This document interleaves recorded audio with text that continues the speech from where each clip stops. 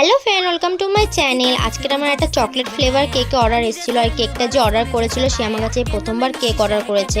আর কেকটা নেওয়ার পর সে খুব ভালো রিভিউ দিয়েছে, আরও অনেকগুলো কেক নিয়েছে এরপরে। সো প্রথমে কেকটা ক্রাম কোটিং করে তারপর ফাইনাল কোটিং করে নিচ্ছি। ফাইনাল কোটিংটা আমি হোয়াইট কালারের ক্রিম দিয়ে করে নিলাম। এবার আমি সাইডেও সমান করে দেবো একটা স্ক্যাপার দিয়ে।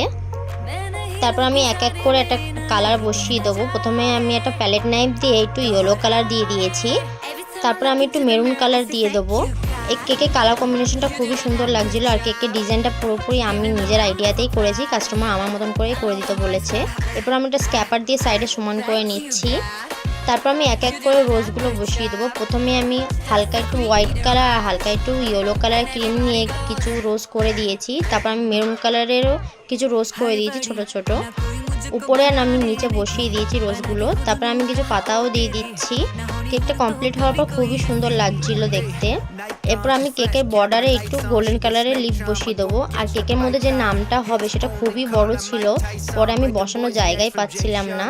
তারপর আমি কিছু সুগার বল আর স্প্রিঙ্কেল দিয়ে দিয়েছি আর একটু সিলভার কালারের ডাস্ট করে নিলাম। এই তো ছিল আমার কেকের ফাইনাল লুক। কেমন হয়েছে সবাই বলবে, আর সবাই লাইক কমেন্ট আর শেয়ার করে দেবে। আমাকে ফলো করতে ভুলবে না, আমাকে ইউটিউব আর ইনস্টাগ্রামেও ফলো করতে ভুলবে না। Thank you for watching.